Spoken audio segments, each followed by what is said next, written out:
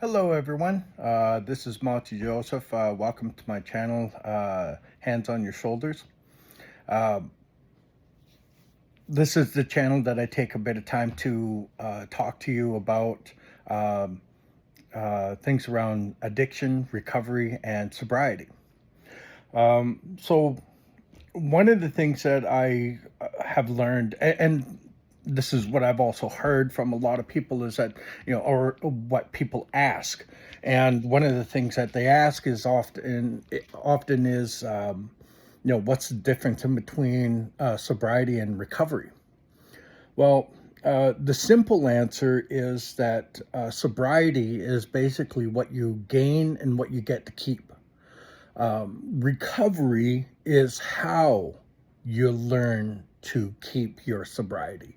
So it's all the things in regards to learning about what you need to change in your life to keep your sobriety.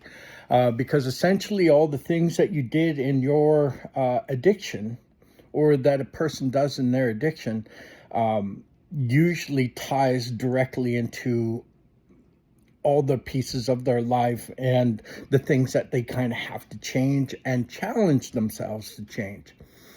So for instance, the manner of which a person approaches relationships, for instance, um, if the person has always experienced, what do you call that? I'm drawing a complete blank for no reason. Abandonment. If you've always faced your world, if your world has always been faced with abandonment, what you have developed is a bunch of key moves that you actually look for or do to keep yourself mentally and emotionally safe. For instance, if you even sense that the person is moving away from you or pulling away from you, you actually start doing things that will sabotage the relationship, because then that way you get to control and dictate as to whether you and that other person remain in a relationship. So with a person that has abandonment issues, what they'll do is they'll purposely start sabotaging, so that way they can control and dictate as to whether the relationship continues or not. So that way they are the one dictating the outcome of the relationship.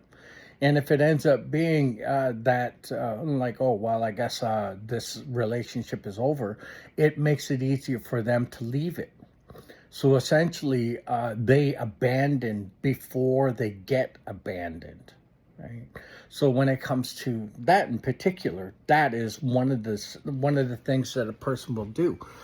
Now, on top of that, there's also other things that a person will do is they will, get angry at you and be mad at you, so that way they have the right to say, like, well, you're a jerk, or you're, an a-hole, or whatever it is that they want to say, so that way they can make it easy for them to leave you, because the alternative is I got abandoned again, right? So instead of actually just simply saying, like, yeah, this relationship isn't going as far as I thought it would, and I think it is over, and maybe we need to discuss that. Instead of having that conversation, it ends up turning into them sabotaging it in one way or another. The thing of that is that you end up needing to learn how to change that outcome, how to deal with your abandonment. And that ends up going into the thinking around recovery, and where, and discovering and figuring out as to where that behavior came from, where it started from, and what brought it about. So understanding that, like my abandonment, for instance, comes from the loss of my father from when I was a young kid, and I never wanted to love, or express love or have love expressed towards me, because I didn't want to have the feeling of loving someone and then losing them. So, with the combination of that, I have always made it easy for me to walk away from my relationships, or found a way to make it easy for me to walk away from my relationships. So, in both those cases, in that case, that was the tool that I used. I figured out like that I don't want this person to abandon me, so I will abandon them first, and so that way I can feel okay about leaving. I start to look for flaws in them that don't work for me, or that go against my own thinking, or whatever it may be, so that way I can actually be okay with leaving. That was on my own personal basis. So when it comes to relationships, it's very hard for me to actually engage in a new relationship with someone, because I need that reassurance that whatever happens, I'll be okay. Um, I also have to acknowledge that there is a grief and loss in regards to the loss of a relationship, and that is why it became easy for me to just leave, right? Um, so that way I wasn't the one, or they weren't the one leaving me.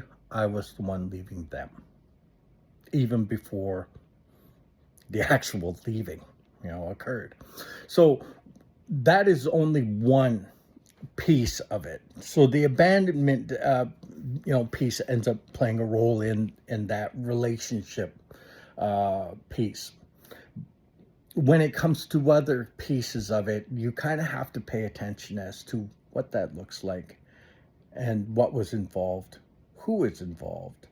And it's not to say that, it's a good or bad thing. You have to kind of, saw through that, and, determine that for yourself as to how good or how bad a thing was. And then taking the time to figure out as to what you want to do with it. Right. Once again, thank you very much. Have yourself a wonderful day. Be safe, play, and as always, play nice with the other kids.